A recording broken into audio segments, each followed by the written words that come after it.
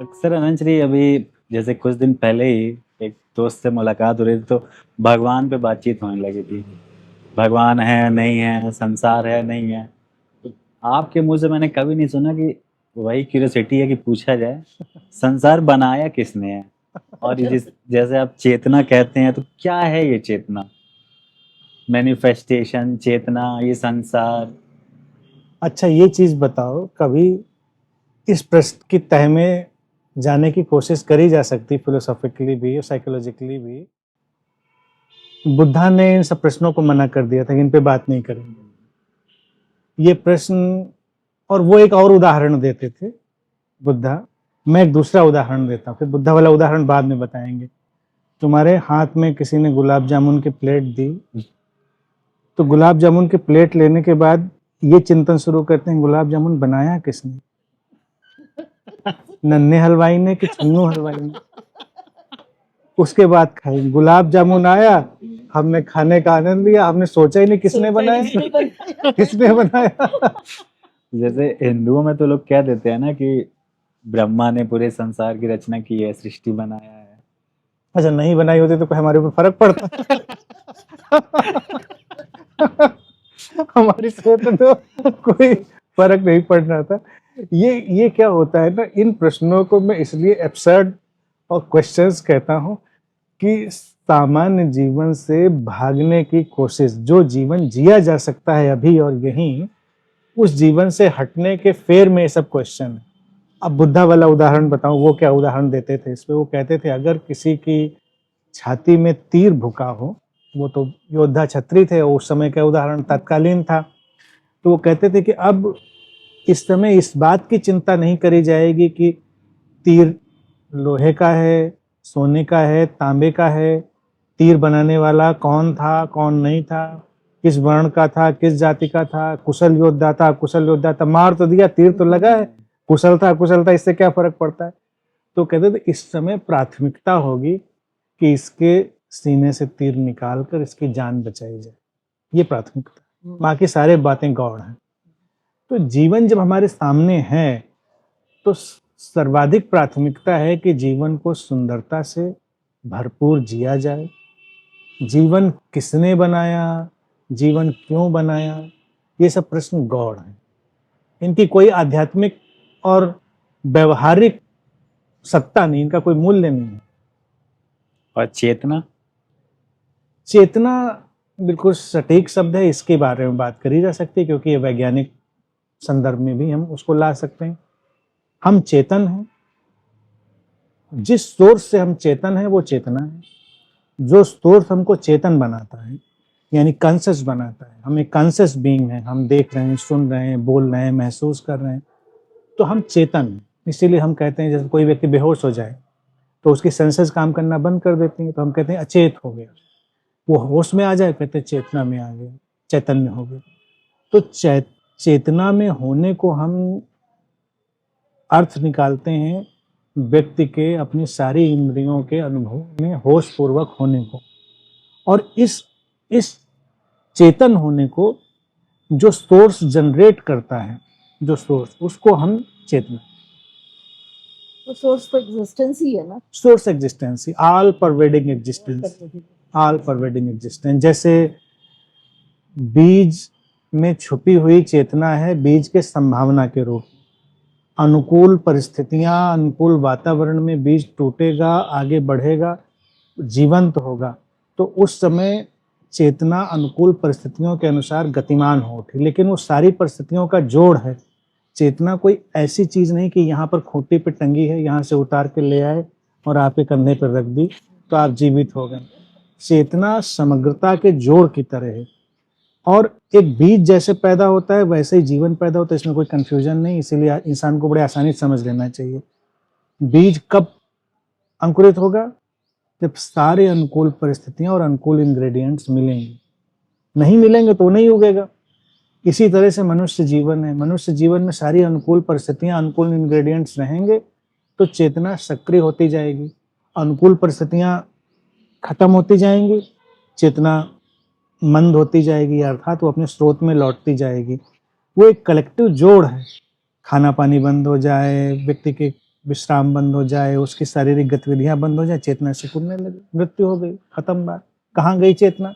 चेतना कहीं नहीं गई, उस समग्रता के जोड़ की तरह थी, जोड़ के विदा हो जाने पर वो जोड़ में ही विलीन हो गई। जिसको आप जैसे अस्तित्व कहते हैं, तो क्या हिंदू धर्म में उसी को भगवान लोग कह देते हैं क्या? नहीं, उसको भगवान वो नहीं कहते, वो कहने की कोशिश वही करते हैं वस्तुतः, लेकिन हिंदू धर्म हो, इस्लाम हो, क्रिश्चियनिटी हो, वो जब भी गॉड, खुदा और भगवान ये बातें लाते हैं तो उनके सामने कोई एंटिटी होती, उनके सामने कोई सत्ता होती, तभी वो कहते हैं खुदा रहम करेगा, गॉड जस्टिस करेगा, भगवान हमारी मदद करेगा, हे भगवान देख लेना, हम जा रहे हैं, जरा देख रहिए हमारे टायर पंक्चर ना हो जाए। तो हम मानते हैं कि भगवान कहीं बैठा है, वो हमारे टायर की भी चिंता कर रहा है कि हमारी गाड़ी निकले कि हमारे टायर भी पंक्चर ना हो जाए। तो उनके लिए भगवान एंटिटी है। हम जब कहते हैं या बुद्धा जब कहते हैं कि अस्तित्व, तो वो एक समग्रता की तरह, वो कोई एंटिटी नहीं है, समग्रता है। अस्तित्व समग्रता है, और समग्रता का अंतर संबंधित स्वरूप ही जीवन है। Interconnected way of existing is life. अस्तित्व तो ऐसा तो नहीं समग्रता का नियम है कोई, तभी सब चीज हो रही है सिस्टमैटिकली। लेकिन तीर बनाने में हाँ।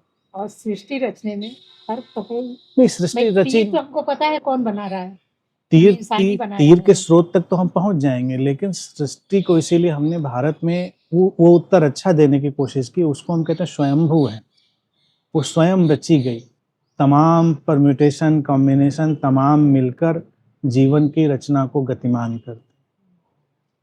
अब कोई बैठकर एक एक चीज को नहीं बना रहा, जैसे ज्यादातर इस्लाम हो, क्रिश्चियनिटी हो, ये परिकल्पना करते हैं कि सृष्टि 7 दिन में बनाई, इस दिन उन्होंने प्रकृति बनाई, फिर इस दिन आदमी बनाया, इस दिन औरत बनाई, फिर इस दिन ये किया, फिर 7वें दिन विश्राम किया, वही संडे बना, जिसको आज भी हम छुट्टी मनाते हैं। परमात्मा थक गया बनाते बनाते, तो उसी में लोग परिकल्पना करते हैं कि बना रहा था परमात्मा, मटेरियल कम पड़ गया तो किसी के भेजे में कम मटेरियल डाल दिया, किसी के में ज़्यादा पड़ गया, या बनाते बनाते इतना बचा था दिमाग वाला मटेरियल, कल इसको ये भी लगा देते हैं तो इसका ज़्यादा निकल आया, और बनाते बनाते किसी का कम पड़ गया। तो लोग ऐसे परिकल्पना करते हैं खुदा ने बनाया, गॉड ने बनाया।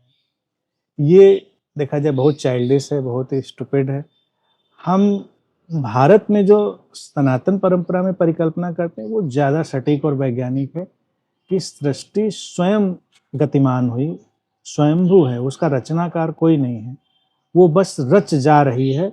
अनंत संभावनाओं के आपस में टकराने से जीवन की एक धारा निकल जाती है, वो अनंत संभावना है। तो उसमें मरना, जीना, जन्म लेना, तो ये सब क्या किसी, आप जिसको अस्तित्व कहते हैं, वो नियम है क्या उसमें? वही नियम वाली बात मैंने कही ना कि कुछ एक नियम चल रहा है जो कि जब भी कोई क्रिया चलेगी तो हम उसको बड़े वैज्ञानिक रूप से समझ सकते हैं, नियमबद्ध ही होगी। नियम का अर्थ ये नहीं है कि कोई कानून की किताब में बनाया गया नियम, ये हाथ यहाँ तक उठकर आया तो इसका एक नियम होगा, उस नियम से ही ये उठेगा, उसका एक कायदा होगा, उसका एक विज्ञान होगा। तो नियम तो इनबिल्ट है, नियम जिसको कहते हैं ना अंतर्स्यूत, बुना हुआ है नियम हर चीज में। बिना नियम के तो कुछ भी नहीं हो सकता। जब हम कहते हैं जगत लीला है तो लोग समझते हैं लीला है तो उपद्रव कर दो। लीला कॉन्सेप्ट से लोग क्यों डरते हैं? जब कहते हैं जगत लीला है, खेल है, तो कहते हैं खेल है फिर तो कुछ भी करें। खेल में कुछ भी नहीं कर सकते, खेल के भी नियम है, क्रिकेट के नियम है, फुटबॉल के नियम है, बैडमिंटन के नियम है, तो जीवन के खेल के भी अपने नियम है। कुछ नियम मनुष्य बनाता है और कुछ नियम सृष्टि बनाती है, उस नियम से ही सब चलता है, तो बिना नियम के नहीं हो सकता।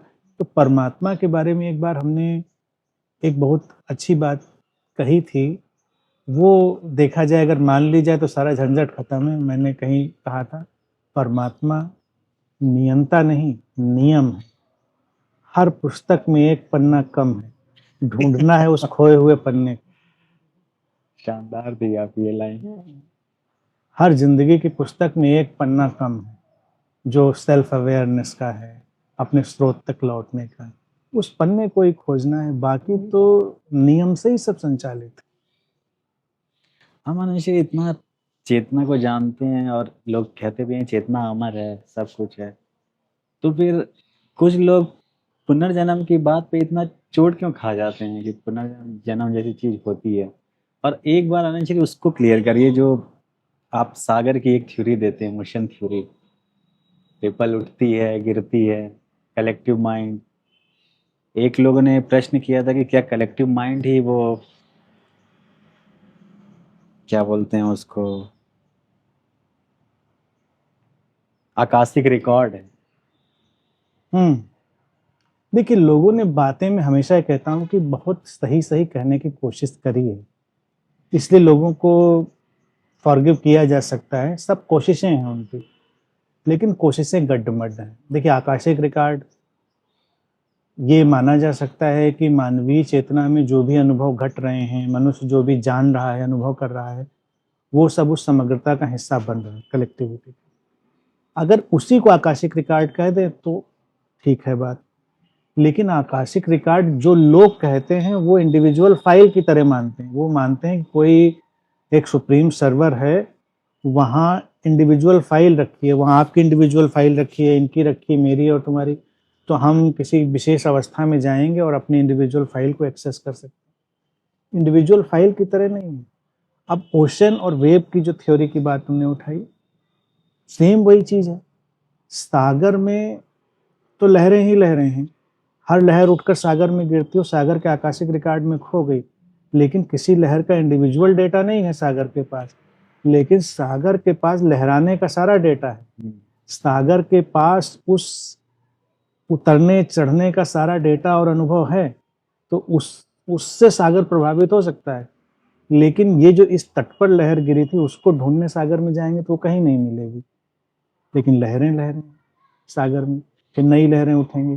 तो पुनर्जन्म पर भी जो लोग चोट खाते हैं, उनका मसला उनका भय है, उनका मोह है, उनके निहित स्वार्थ है। क्योंकि एक तो बचना चाहते हैं, उनके प्रियजन गए तो उनको बचाना चाहते हैं कि वो कहीं तो होंगे, कहीं तो होंगे, जन्म लेंगे कभी। कहीं जन्म लेंगे और आएंगे, लेकिन आज तक वो आए नहीं और कुछ काम भी नहीं किया, कोई फर्क भी नहीं पड़ा। किसी भी प्रियजन के जाने आने से किसी के ऊपर कोई फर्क नहीं पड़ा।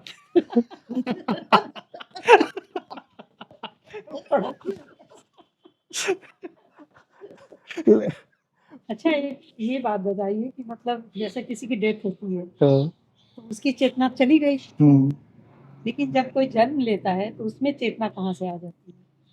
वही अभी जो उदाहरण मैंने दिया कि बीज कैसे जन्म जाता है। एक बीज अगर डिब्बे में बंद करके आप रख दीजिए, आपके किचन में दाल रखी है, उड़द की, मूंग की, मसूर की, और उसको अभी आप जमीन में डालेंगे, उसमें से जब अंकुर फूटेगा और जीवन लहलहाएगा, तो वो जीवन कहाँ से आ गया, वो कहाँ था, कहाँ रखा था जो जीवन आ गया? वो था संयोग, समग्रता के जोड़ का प्रतिसंवेदन, उसका रिस्पॉन्स। तो ऐसे ही मनुष्य जीवन में दो कोशिकाएं मिलती हैं जीवन, और उन दो कोशिकाओं की अनुकूल परिस्थितियां जो माँ के गर्भ में मिलती हैं, जो वातावरण बनता है, तो उन अनुकूल परिस्थितियों में जीवन की संवेदना जागृत हो उठती है। वो कहीं थी नहीं, कहीं से आई भी नहीं, और क्षण प्रतिक्षण वो जागती चली जाएगी। जैसे अंकुर में 2 पत्ते फूटे, फिर 3 फूटे, फिर 6 फूटे, फिर और डालें निकलती चली आई। क्यों निकलती चली आई? पहले वो थोड़ा सा धरती के जो उसके मिनरल्स और उनके कम्युनिकेशन से, उसका संचार से बना, फिर धूप हवा पानी से उसका संवाद हुआ, वो बढ़ता चला गया। फिर उसकी अपनी जो इनबिल्ट प्रोग्रामिंग थी, उसने आकार लेना शुरू कर दिया कि पत्ता चौड़ा होगा, पतला होगा, इस रंग का होगा, उस रंग का होगा। तो इसी तरह से हर मानवीय कोशिका में एक तो उसकी अपनी प्रोग्रामिंग है, उसको कैसे बढ़ना है, दूसरा अनुकूल परिस्थितियों में परिस्थितियां प्रतिपल बदल रही हैं। माँ के गर्भ में जब 2 कोशिकाएं मिली तब एक परिस्थिति थी, 4 हुई तब दूसरी परिस्थिति थी, फिर 6 हुई, फिर 10 हुई तो और परिस्थिति बनी, फिर 1 महीने बाद एक अलग परिस्थिति बन गई। आज तो हम विज्ञान में भी जानते हैं कि जो हमारा वूम है वो क्षण प्रतिक्षण बदल रहा है, उसमें क्षण प्रतिक्षण उसका केमिकल संयोजन बदल रहा है, उसका मिनरल संयोजन बदल रहा है, सब बदलता चला जा रहा है।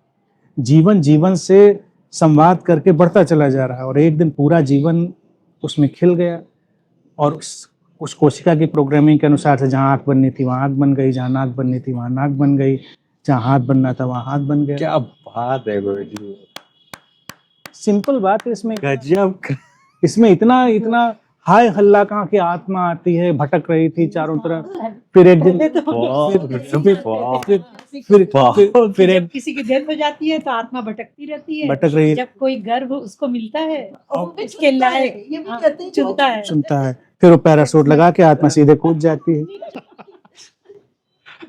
मुझे एक बात और ध्यान में आ रही है, बहुत पहले आपने कभी कहा था और अक्सर कहते भी रहते थे, इधर तो बहुत दिनों से नहीं सुना, कि जो जो एक आदमी भी कर सकता है कुछ भी, वो कोई भी कर कोई सकता भी कर कोई भी सकता कर सकता है, वो तो है ही है, वो तो जीवन का नियम है।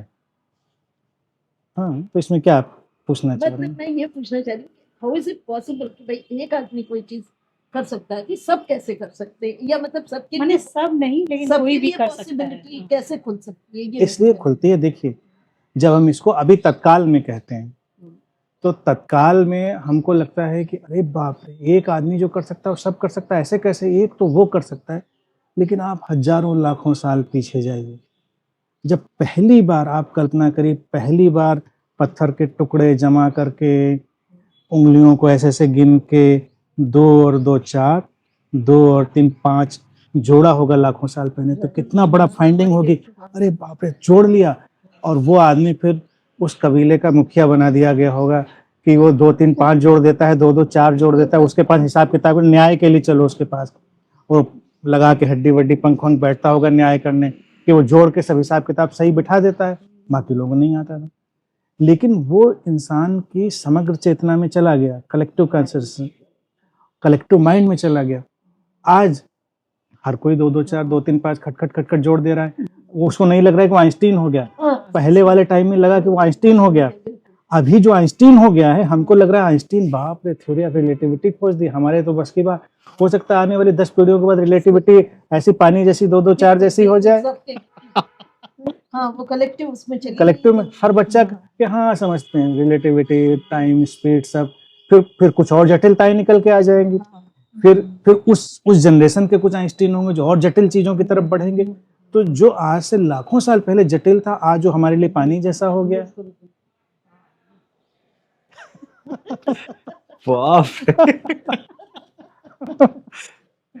अभी जो आपने समझाया था बोधि माया क्वेश्चन, उससे तो पूर्ण जन्म की सारी धारणाएं खत्म हो जा रही हैं। सही वही है धारणा।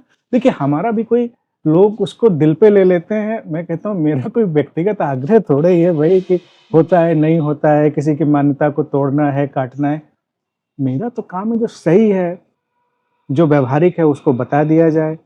मान्यताएं हैं नहीं हैं, लोग कहेंगे अच्छा तो बुद्ध तो जाति स्मरण कराते थे, तो आप, मैं कहता हूँ बुद्ध ने हो सकता है जाति स्मरण कराया हो, कराने के बाद ही इस निष्कर्ष पे पहुंच गया हूँ कि नहीं होता, क्योंकि बुद्ध जो कह रहे हैं उसमें जगह नहीं है, वो बना लिया है लोगों ने।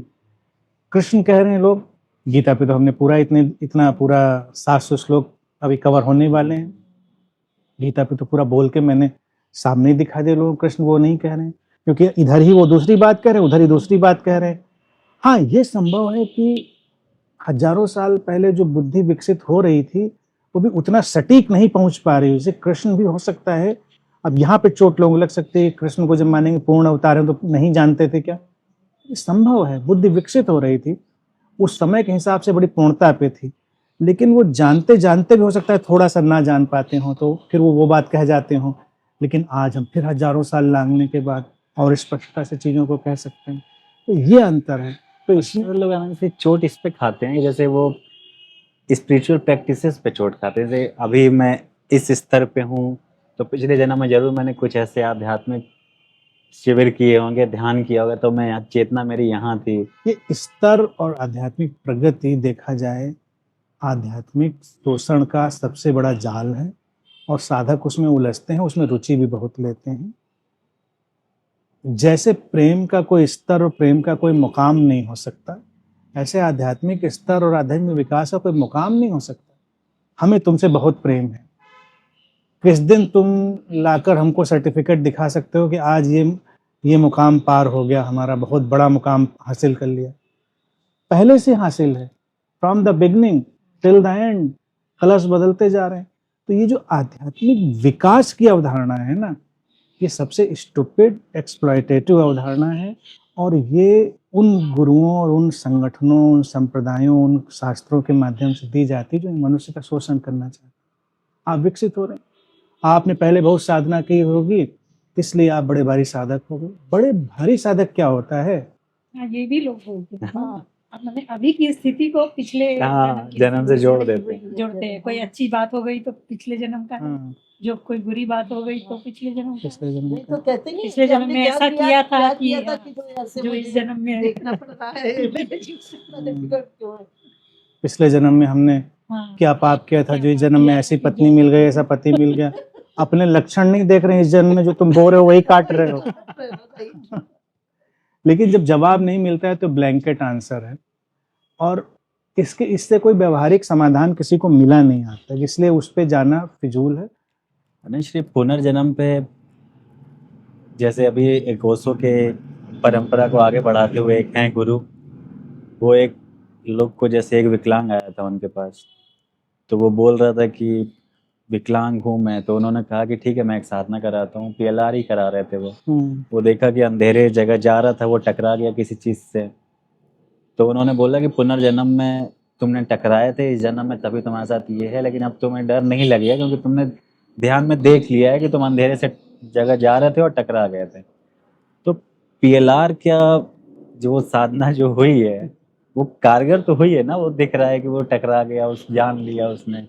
अब यहाँ पर 2 पॉइंट, इस पॉइंट को गंभीरता से बता सकते हैं कि पास्ट लाइफ रिग्रेशन तक ठीक है, पास्ट लाइफ ट्रिकी वर्ड वो नहीं होता, थेरेप्यूटिक यूज होते हैं, तो हम थेरेपी की तरह से यूज कर सकते हैं। लेकिन मेरा कहना है कि थेरेपी को हम पास्ट लाइफ को लगाए बिना भी यूज कर सकते हैं, और थेरेपी तब भी हो जाएगी हमारा मन। देखो, हम एक चीज बिल्कुल कॉमन सेंस समझो, जैसे वो अभी आत्मा के जन्म वाली बात है, कुछ चीजें बड़ी कॉमन है लेकिन पता नहीं क्यों लोग नहीं समझते। हमारा शरीर क्या कर रहा है, हमेशा हील होने की कोशिश कर रहा है। एक सुई भी चुभेगी, शरीर उसको छोड़ने वाला नहीं है, तुरंत सब मैकेनिज्म दौड़ चुका उसको हील करने के लिए। Body is design to be healed, और इसी तरह से हमारा मन भी लगातार हील होने के लिए डिजाइन है। मन में कोई भी ट्रॉमा, कोई भी हिंड्रेंस, कोई भी स्ट्रेस, मन के ऊपर कोई भी एंजाइटी, कुछ भी मन के ऊपर ऐसा आघात आएगा तो मन उसको लगातार हील करने की कोशिश करेगा। वो येन केन प्रकारेण, इस तरह से या उस तरह से वो उसको हील करने की कोशिश करेगा। तो जादू नहीं होता। अब पास्ट लाइफ रिग्रेशन को एक तो साधना नहीं कहना चाहिए, वो साधना कुछ नहीं है, वो एक पद्धति है थेरेपी की, उस तरह से हम उसका उपयोग करते हैं। आप और हम हिप्नोसिस भी जो कराते हैं, सिमोन वही है, हम तो पास्ट लाइफ रिग्रेशन के सेशन धड़ल्ले से कराते ही रहे हैं, और अब फिर से सीजन 2 में शुरू कर दिया है कि डिमिस्टिफाई करने के लिए, आओ करो देखो ये होता है, उसके बाद जानो कि ये कुछ नहीं होता है, ये केवल मन का खेल है। तो होता क्या है कि हमारे अंदर हमारा देखना भी जरूरी है। देखना जरूरी हाँ, है। सही बात है। उससे ज्यादा हमारा समझ मन आएगा। हमारा मन जो है ना, वो हील करने की कोशिश कर रहा है, और वो कोई ना कोई चीज बनाना चाहता है जिससे वो हील हो जाए। तो इसमें मान लीजिए उसने एक विजुअल दिमाग में बना दिया जिससे, अच्छा हमारा मन बहुत ज़्यादा जानता है हमारे चेतन मन से। वो एक तो देखिए ऐसे देखना चाहिए, एक हमारा चेतन मन, एक अचेतन मन, और एक टोटल माइंड। टोटल माइंड को वर्ल्ड माइंड या कलेक्टिव माइंड भी बोलता हूँ। तो ये बहुत लंबी चेन है, लेकिन हमारा अचेतन भी बहुत सशक्त है। अब हीलिंग तो ऐसे भी होती है, देखो पास्ट लाइफ में नहीं, सपनों में भी होती है। सपने क्या हैं? सपने भी हमारे मन को हील करने का एक मेथड। एक व्यक्ति को डायबिटीज है, उसको मीठा खाना मना है, लेकिन उसको मीठे की क्रेविंग होती है, वो खाना चाहता है, उसको गुलाब जामुन बहुत पसंद है और वो गुलाब जामुन खाने जाना चाहता है।